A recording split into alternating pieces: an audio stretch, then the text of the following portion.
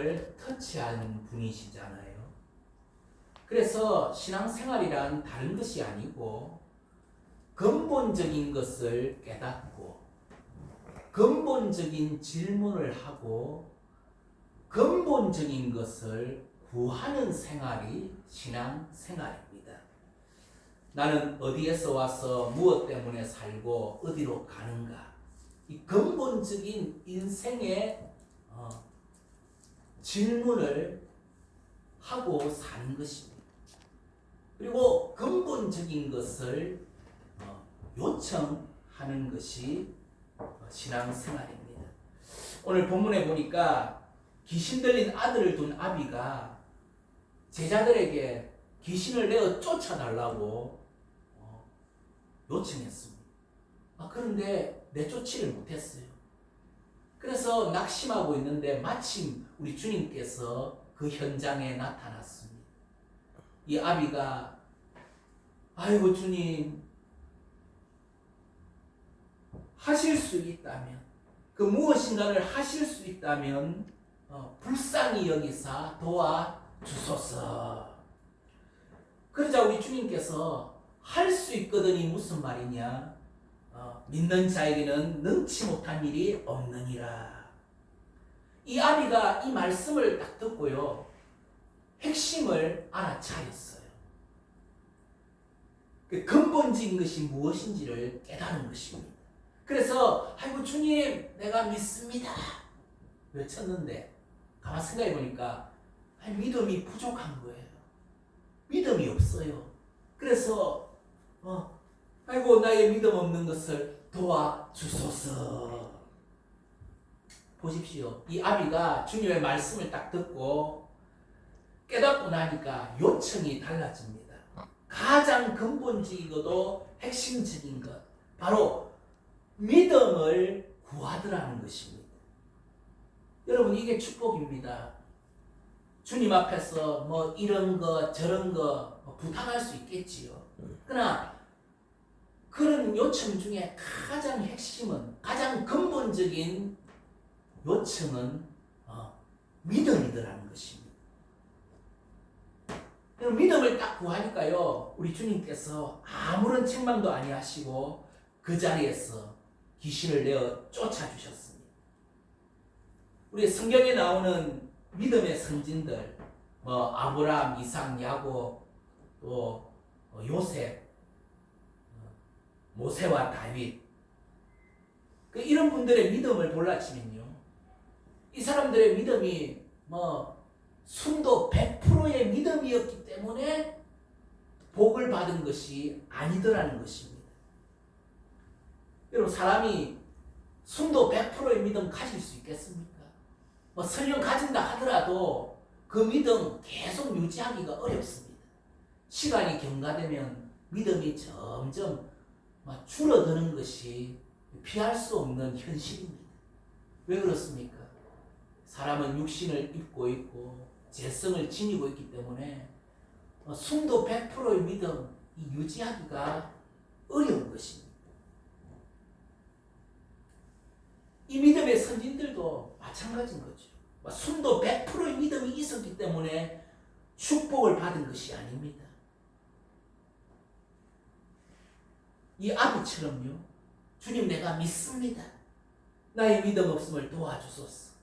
그러니까 늘 이렇게 믿음을 요청하는 신앙을 가지고 있었기 때문에 축복을 받은 것입니다. 사사기 시대 미디안 족속이 한때 이스라엘을 지배하고 있었잖아요. 그 미디안의 압박을 받다 보니까 그 이스라엘이 하나님께 부르짖게 돼요. 그래서 하나님이 그들을 구원하기 위해서 기드온을 사사로 발탁을 했는데, 이 기드온의 신앙이 어떻습니까? 가만 보니까요, 순도 100%의 믿음 없더라고요. 이 사람도 주님께, 아이고 주님께서 나를 앞장 세우면 내가 가기는 가겠지만, 근데 가만 생각해 보니까 믿음이 없어요. 그래서 아이고 주님 나의 믿음 없음을 도와주소서. 이런 심령으로요. 이런 심정으로 하나님께 증거를 보여달라고 요청하는 것을 보게 됩니다. 사사기 6장 36절과 38절에 보니까 기도원이 하나님께 여쭈되 주께서 이미 말씀하신 것 같이 내 손으로 이스라엘을 구원하시려거든 보소서 내가 양털 한 뭉치를 타작마당에 두리니 만일 이슬이 양털에만 있고 주변 땅은 마르면 주께서 이미 말씀하신 것 같이 내 손으로 이스라엘을 구원하실 줄을 내가 알겠나이다 하였더니 그대로 된지라. 이튿날 기드온이 일찍 일어나서 양털을 가져다가 그 양털에서 이슬을 짜니 물이 그릇에 가득하더라. 그럼 보십시오. 증거를 요청하니까 하나님이 증거를 보여주셨어요. 그러면 이제 내가 믿습니다 하고 나가야 되잖아요. 근데 또 나가려고 하보니까 또 믿음이 여전히 부족한 거예요. 그래서 다시 한번 아이고 주님 한 번만 더 증거를 보여주세요. 39절과 40절에 보니까 기드온이 또 하나님께 여쭈되 주여 내게 노하지 마소서. 내가 이번만 말하리이다. 구하옵나니 내게 이번만 양털로 시험하게 하소서. 미안하니까요. 원하건대 양털만 마르고 그 주변 땅에는 다 이슬이 있게 하소서 하였더니 그 밤에 하나님이 그대로 행하시니 그 양털만 마르고 그 주변 땅에는 다 이슬이 있었더라. 그의 요청한 바대로 증거를 그대로 보여주셨어요. 그럼 증거를 받고 나니까 뭐가 생겼겠습니까? 기드온의 심령에 믿음이 생겼을 것 아니겠습니까? 그래서 나가서 미디안을 치고 승리를 거두었던 것입니다. 여러분 우리가 믿음이 부족한 거 우리 하나님이 알고 계십니다. 우리 믿음 부족한 거 하나님이 알고 계십니다. 근데 하나님이 무엇을 보시느냐? 무엇을 구하고 있느냐? 무엇을 요청하느냐를 우리 하나님이 늘 주시하고 계신다는 것입니다. 그럼 또 모세를 보세요. 모세가 호렙산에서 양을 치다가 하나님이 떨기나무 불꽃 가운데서 그를 부르셨잖아요. 그래서 하나님 모세에게 사명을 주시는데 네가 애국으로 가서 내 백성을 구원해라. 아니 그러니까 이 모세가 어떻게 반응합니까? 아이고 주님 보낼 만한 자를 보내소서.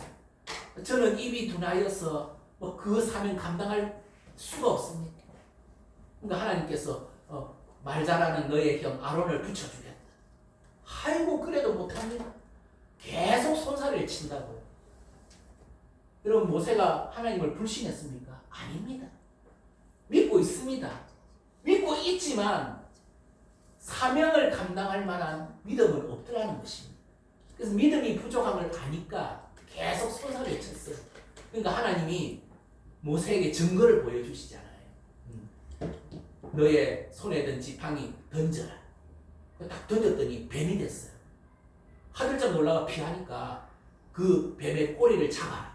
또 딱 잡으니까 지팡이가 되는 거예요. 또 너의 그 손, 내 손을 품에 넣어보고 빼거라. 품에 넣어서 딱 뺐더니 아이고 문둥병이 파란 겁니다. 다시 집어넣어가 빼거라. 다시 집어넣어다 빼니까 다시 회복이 됐어. 두 번이나 딱 증거를 보여주면서 모세에게 뭘 줍니까? 사명을 감당할 만한 믿음을 주시더라는 것입니다. 예. 믿음을 주셔요. 여러분 믿음은 하나님의 선물이잖아요. 믿음은 하나님의 선물인데 내가 가지고 싶다고 해서 믿음이 가져지는 것은 아니더라고요. 예. 하나님이 믿음을 주셔야 믿음이 가져지더라고요. 여러분 하나님께서는요 우리에게 믿음을 주시고자 계속적으로 역사하시고 증거를 보여주십니다. 그렇기 때문에 우리가 하나님 앞에 나와서 아이고 주님 내가 믿습니다. 근데 믿음이 부족하잖아요. 무엇을 요청해야 됩니까?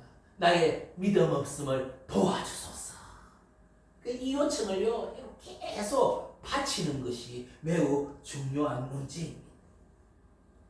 어느 날 우리 주님께서 제자들에게 당신이 떠나갈 것을 예고했어요.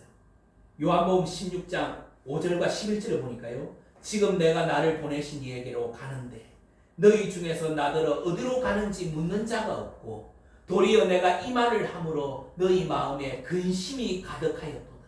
그러나 내가 너희에게 실상을 말하오니 내가 떠나가는 것이 너희에게 유익이라. 내가 떠나가지 아니하면 보혜사가 너희에게로 오시지 아니할 것이요 가면 내가 그를 너희에게로 보내리니 그가 와서 죄에 대하여 의에 대하여 심판에 대하여 세상을 책망하시리라.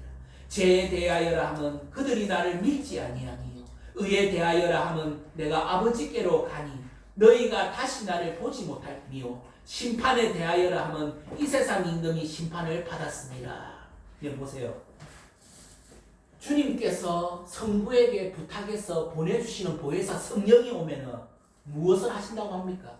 죄에 대해서, 의에 대해서, 심판에 대해서 책망하신다고 말씀하고 있잖아요. 여러분, 먼저 책망이 있고 나서 위로가 있는 것입니다. 근데 성도들이 위로받는 것만 원하지 책망은 꺼려 하지 않아요. 여러분, 우리가 교회 나와서 여러분 책망받은 기억이 있습니까? 아이고 잘 될 것입니다. 괜찮습니다. 걱정 듣지 마세요. 잘하고 있습니다. 그런 사람에게 무슨 위로가 필요하겠습니까? 무슨 하나님의 위로가 오겠습니까? 그렇잖아요. 그럼 책망을 받고 나서야 위로가 있는 거잖아요. 우리가 책망받은 기억이 있어야 됩니다. 그저 사탕발림의 말만을 원하고 그리고 사탕발림의 말만 듣고 가면은 마취 주사를 맞는 것과 같습니다. 심령은 병들어 있는데 늘 위로만 받고 다 가잖아요. 그럼 나중에요 마취만 받다 보면 어찌 됩니까? 병은 점점 더 악화될 것이고 나중에는 고통 없이 죽고 마는 건 아니겠어요? 그렇기 때문에 뭐가 필요합니까? 여러분 성령이 오시면요 여러분 책망이 있고 그 다음에 위로가 있게 돼요.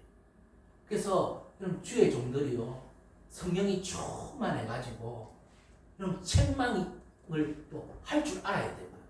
또 책망을 하면 그 책망을 받아들일 줄도 알아야 돼요. 우리 부모가 아이를 때릴 때 그 아이가 어떻게 반응합니까? 여러분 대성식품 나무는요 떡잎을 자녀가요 부모가 채찍질 하면은 엄마 품속을 더 파고든다고요. 그렇지 않겠어요? 여러분 자녀를 채질하면요 더 파고들어요.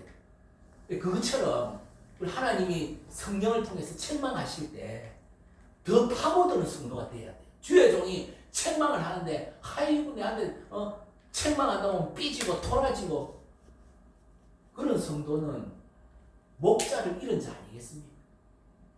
사랑하기 때문에 책망하는 거거든요. 근데 늘 만나서 아이고 집사님 잘하고 계십니다. 아이고 권사님 고맙습니다. 참 멋지시네요. 그래서 맨날 위로만 한다. 겉으로는 위로를 한대요. 뒤돌아가서는 미워한다고. 그런 사람 주의해야 돼요. 주의 종들 중에요 늘 위로만 하는 분 있잖아요. 그런 사람 주의해야 돼요. 뒤돌아서서요 흉봐요 흉.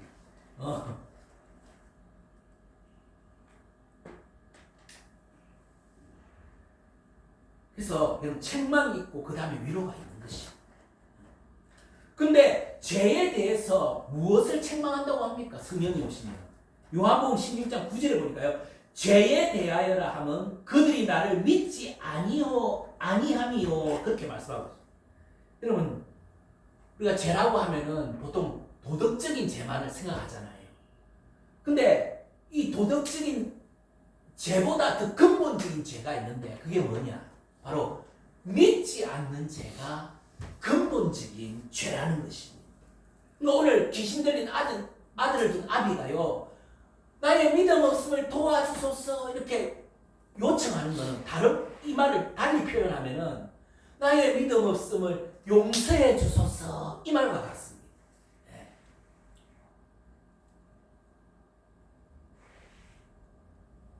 여러분 주님께서는 근본적인 것을 터치하시는 분인데 여러분 회개도요 근본적인 죄를 회개해야 됩니다.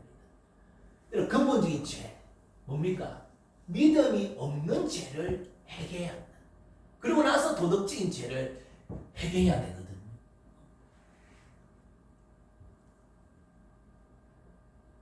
여러분 믿음이 왜 중요합니까? 믿음을 금보다 더 귀한 믿음이라 그렇게 말을 하잖아요. 이런 믿음을 통해서만이 하나님과 관계를 맺을 수 있기 때문에 믿음이 중요한 것입니다.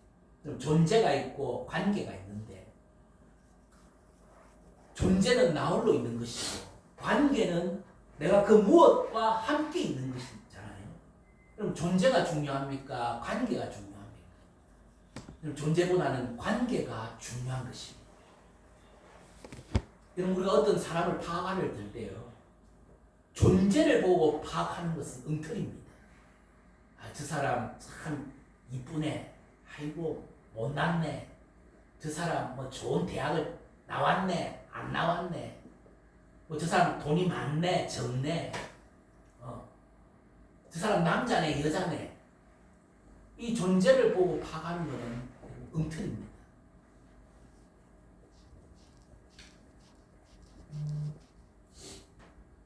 무엇을 보느냐? 저 사람은 누구와 관계하는가? 이게 중요합니다. 여러분 그 사람을 파악하려고 할 때는요 저 사람이 누구와 관계하는가? 저 사람 뒤에 누가 서 계시는가? 저 사람 뒤에 하나님이 서 계신다. 관계를 봐야 진짜 그 사람을 보는 것입니다. 그래서 믿음이 중요해요. 여러분 나는 어리석고 미련하지만은 나와 관계하는 분이 하나님이시다. 내 뒤에 하나님이 계신다.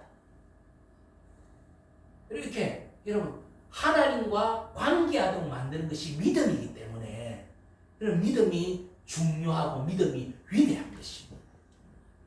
여리고성의 기생 라합을 보세요. 무슨 별 볼 일이 있습니까? 기생입니다.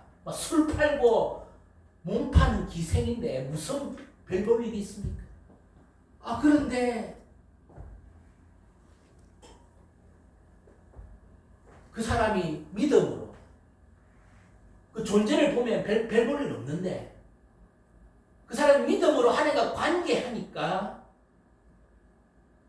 위대한 그리스도의 열성조로 그 이름을 등재하는 것을 볼 수가 있잖아요. 그러니까 믿음이 이렇게 중요한 것입니다. 여러분 출애굽한 이스라엘 1세대들은 광야에서 망하고 말았잖아요. 일단 구원을 받았어요. 출애굽하니까 애굽에서 탈출을 했으니 구원받은 거잖아요. 근데 이 이스라엘 1세대가 광야에서 망하고 말았어요. 왜 망했습니까? 믿음이 없어서 망했더라고요. 여러분 1세대가 가만히 보니까 믿음이 없는데도 믿음을 구할 줄 몰라요. 나의 믿음 없음을 도와주소서라고 하는 이 요청이 없더라는 것 아니겠어요? 늘 뭘 요청합니까? 뭐가 없네. 마실 거, 입을 거, 먹을 것이 없네. 그리고 어떤 사건, 사고가 터지면 막 불평, 원망, 탄식하기에 급급하더라는 거 아니겠습니까? 여러분 믿음은 하나님의 선물인데 하나님이 그 1세대들에게 믿음을 안 줬습니까? 믿음을 주시는데요. 충분히 믿음을 가질 만큼 증거를 보여주면서 믿음을 주시더라고요. 그럼 보세요. 이집트에서 노예로 전락해 있을 때 모세가 찾아가서 내 백성 내놔라. 안 내놔요. 하나님이 열지양으로 파라오를 무릎 꿇리잖아요. 피로 나일강을 피로 물들이고 개구리 재앙, 모기 재앙, 파리 재앙, 역병 재앙, 피부병 재앙, 우박 재앙, 메뚜기 재앙, 흑암 재앙, 마지막으로 장자를 치는 재앙까지 내리면서 이집트 파라오의 무릎을 꿇려가지고 해방을 시켜서 데리고 나오더라고요. 얼마나 놀라운 증거를 보인 겁니까? 여러분 그런 재앙을 내리는 기적을 봤으니 이 노예들이 하나님을 믿을만 하잖아요. 그뿐만입니까? 데리고 나오는데 뒤에서 파라오가 후회를 해가지고 또 잡으러 나와요. 추격군이 따라오니까요. 하나님이 불기둥으로 이스라엘과 추격군 사이를 가로막으면서 못 쫓아오도록 막더라고요. 그뿐만입니까? 자기들 눈앞에서요. 홍해를 가르는데 동풍이 와가지고 그냥 바다를 갈라가지고 마른 땅처럼 해가지고 건너게 하더라는 거예요. 여러분 눈앞에 지금 어마어마한 광경이 펼쳐지고 있는 거잖아요. 그뿐만입니까? 광야로 데리고 나왔더니 목이 말라요. 보니까 쓴물이 있는데 물이 있는데 써서 먹을 수가 없으니까 하나님 그 쓴물을 단물로 바꾸어서 목을 죽여주시더라고요. 반석에서 생수를 터뜨려가지고 먹여주시고요. 뭐 그뿐만입니까? 매일 하늘의 만나와 메추라기를 몰아다 주는데요. 여러분 이거 얼마나 놀라운 기적입니까? 믿음을 순도 100%의 믿음을 가질만 하잖아요. 그만한 기적을 봤으니. 근데 너무 기적을 매일같이 경험하니까요. 이제 심령에 감흥이 없어요. 그냥 그러려니 늘 그렇게 되겠거니 생각하는 거예요. 이제 기적이 기적처럼 느껴지지도 않았을 것 같아요. 그렇지 않겠어요? 여러분 보세요. 하늘에 비가 내리고 여러분 우주를 한번 보세요. 우리가 이게 은하계를 딱 보면은 이 동그란 지구가 매달려 있는 것도 아니잖아요. 근데 공중에 둥둥 떠가 있는데 궤도를 벗어나지 않고 태양 주위를 돌고 자전하고 공전하고 있으니까 이게 얼마나 놀라운 신비입니까? 근데 이 기적을 봐도 우리 마음속에 와 대단한 이런 마음이 있습니까? 그런 마음이 없잖아요. 기적이 계속되잖아요. 여러분 사람 태어나는 것도 기적이잖아요. 우리 이런 일상의 기적들을 봐도 기적이 기적처럼 느껴지지 않고 아마 이스라엘 백성이 그랬던 것 같아요. 너무 많은 증거를 보여주고 놀라운 기적을 체험하니까 그러려니 그렇겠거니 생각한 거예요. 자연에 순리겠거니. 그래가지고 믿음이 조금 생기더라고요. 조금 환경적으로 어려움이 닥치면 그냥 믿음이 완전히 사그라져가지고. 여러분 하나님이요 그들에게 믿음 주시고자요 완전히 신용을 보이잖아요. 내가 살아있다는 걸 확실하게 보여주셨잖아요. 근데 믿을만 하잖아요. 순도 100%의 믿음을 가질만 하잖아요. 근데 끝내 믿음을 못 가지더라고요. 이야 끝내 믿음을 못 가지는 걸 보고 내가 이제 이것도 기적이구나 싶더라고요. 이야. 여러분 1세대들은 어떤 요청이 없었던 겁니까? 내가 믿나이다. 나의 믿음 없음을 도와주소서. 이런 요청이 없었더라는 것입니다. 그래서 히브리 기자가요 이 사건을 상기시키면서 우리를 교훈하고 있습니다. 히브리서 3장 14절과 19절 보니까 우리가 시작할 때에 확신한 것을 끝까지 견고히 잡고 있으면 그리스도와 함께 참여한 자가 되리라. 성경에 일러서되 오늘 너희가 그의 음성을 듣거든 격려하시게 하던 것과 같이 너희 마음을 완고하게 하지 말라 하였으니 듣고 격려하시게 하던 자가 누구냐? 모세를 따라 애굽에서 나온 모든 사람이 아니냐? 또 하나님이 40년 동안 누구에게 노하셨느냐? 그들의 시체가 광야에 엎드려진 범죄한 자들에게가 아니냐? 또 하나님이 누구에게 맹세하사 그의 안식에 들어오지 못하리라 하셨느냐? 곧 순종하지 아니하던 자들에게가 아니냐? 이로보건대 그들이 믿지 아니함으로 너희 들어가지 못하였느니라. 뭐 때문에 못 들어갔다고요? 믿지 아니함으로 너희 들어가지 못했다고 말씀하고 있습니다. 여러분 약속의 땅은 믿음으로 얻는 땅이잖아요. 하나님도 믿음으로 관계하는 분이잖아요. 그래서 여러분 믿음이 이렇게 중요한 것입니다. 여러분 누구나 다 믿음이 부족합니다. 그러나 믿음이 부족한 걸 방치하느냐 아니면 믿음의 부족함을 알고 오늘 이 귀신 들린 아들을 둔 아비처럼 내가 믿나이다 나의 믿음 없음을 도와주소서라고 여러분 호소하느냐 이 두 차이밖에 없는 것입니다. 여러분 하나님께서 우리의 믿음 없음을 아십니다. 그러나 여러분 그 믿음 없음을 도와달라고 호소한다면은 그 사람은 희망이 있고 하나님께서 그 사람을 기뻐하시는 것입니다. 여러분 우리가요 일상을 살아가다 보면 하나님을 간접적으로 체험하는 경우가 있는가 하면 직접적으로 체험하는 경우가 있습니다. 여러분 간접적으로 체험하는 것은 내 주변에 있는 믿음의 형제 자매들의 간증을 통해서 듣게 되는 거잖아요. 그때 마음을 완고하게 하지 마요. 저 사람에게 역사는 하나님 있는 걸 보니까 과연 살아계시구나. 나도 믿어야 되겠구나. 믿음을 가져야 되는 것입니다. 그렇지 않겠어요? 그리고 또 직접적으로 하나님 체험하는 경우 있지요. 내 인생의 여정 가운데 하나님이 내 삶의 기적을 베풀어 가지고 증거를 보여주신다고요. 그럴 때 뭐 확실히 또 하나님 믿을 수가 있는 거죠. 근데 어제 믿었다 해가지고 오늘 믿었다 해가지고 그 믿음이 계속 유지되면 좋겠지만 우리는 육신을 입고 있고 재성을 가지고 있기 때문에 그 믿음이 시간이 경과할수록 희미해지고 줄어들고 조금씩 사라져 나가는. 그렇기 때문에 우리 일평생의 호소가 뭐가 돼야 되겠습니까? 주님 내가 믿습니다. 나의 믿음 없음을 도와주소서. 이 요청이 있다면 하나님이 그 사람을 희망적으로 보실 것이고 기뻐하실 것이고 또 하나님께서 믿음을 가질 수 있도록 오늘 이 아비가 소원을 성취했잖아요. 무슨 말에 소원 성취했습니까? 순도 100% 믿음을 보였기 때문에 소원 성취한 게 아니고요. 내가 믿나이다.